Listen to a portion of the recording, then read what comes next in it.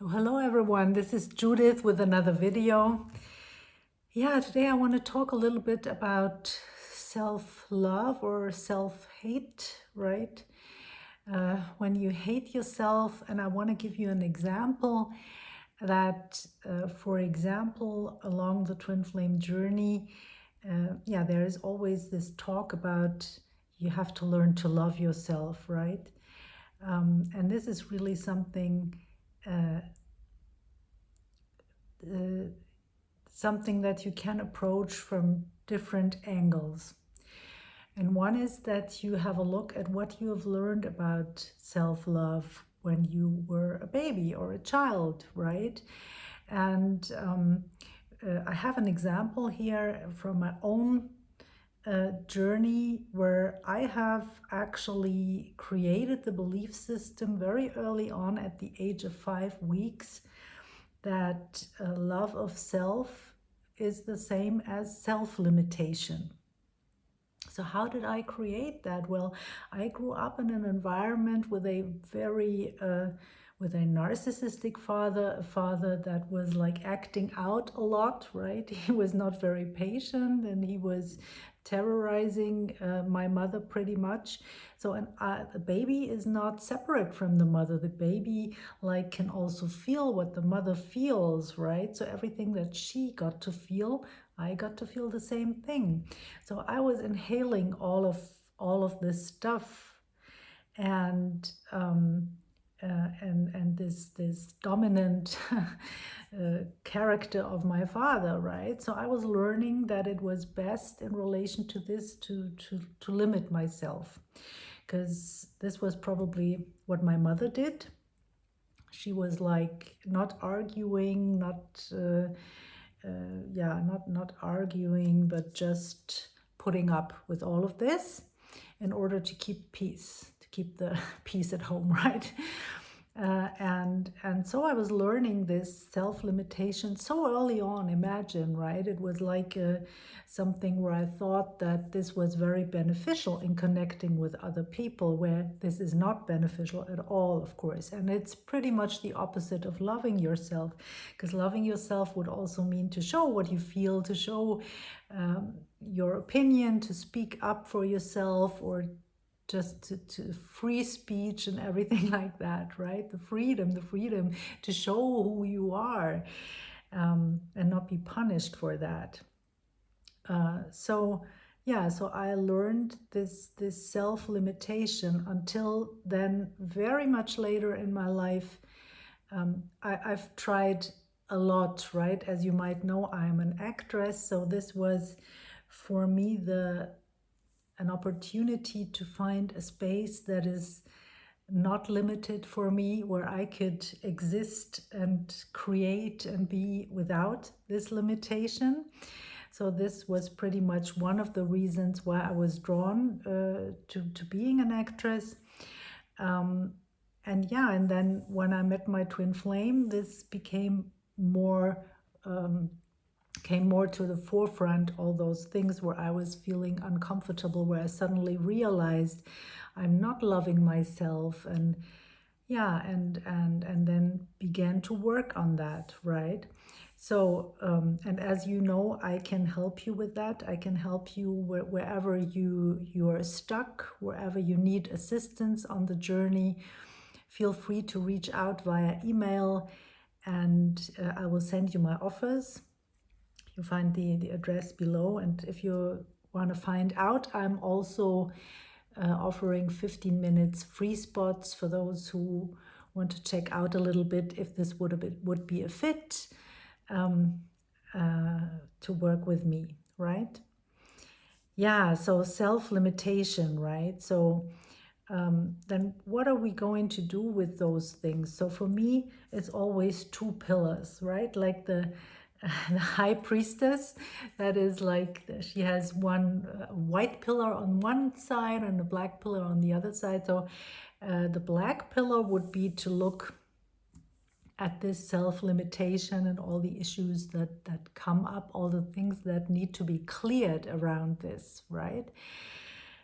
So we have to let go of things, to transform things, to clear our energies, right, on various levels, because it's multidimensional, as I always say, and yeah, and we need to look, where are those energies and where do we need to release them? And because this energy that I was talking about here, this can very well be an ancestral pattern. And in my case, it also was, right? That this kind of self-limitation subconsciously was passed on from generation to generation to generation. And we are cycle breakers, right? Very often we are the black sheep in our families and we are breaking those cycles. So we are also built to not fit in for a reason, right? So that's what I want to show you, because there is not only the black pillar, but there is also the white pillar, right? And this is very important, because this kind of self-limitation that I took on very early on, this is something where I can bounce off of that and create self-love, because I absolutely know what self-love, what's not self-love, right? So I can bounce off of that, and I can decide now, I can choose that I want to align with self-love. I can feel in what is self-love, right? How does it feel? And then step by step discover this freedom that is in there, and the lightheartedness that is in self-love. Also the acceptance of whatever shows up, right?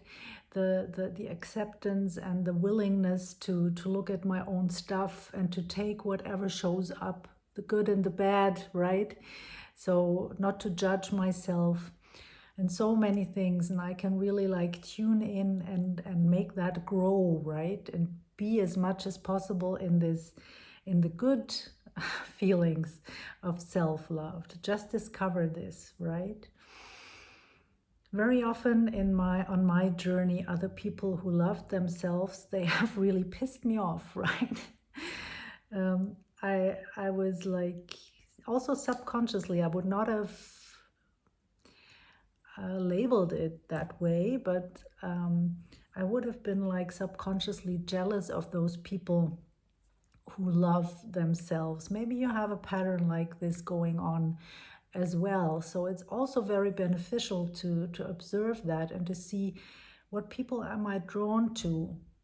And once you are drawn to people who love themselves as well, that's a very good indicator, right? So there's no judgment in this for no one. Everyone is where he or she is. I'm not saying that there are good people and bad people. That's not what I'm trying to say, but it's your point of attraction, right? That is mirrored to you, but by what is all around you, and this can shift quickly, right?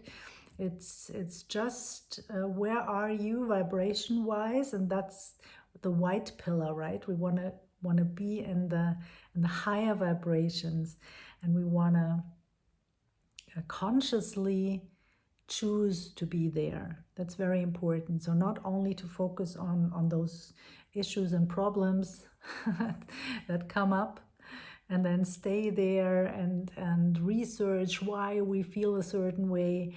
It's always good to just take it, transform it, appreciate it, and then also bounce off of that to the better feeling places where we get to create what we really want, because we allow ourselves to be who we really are. We do not have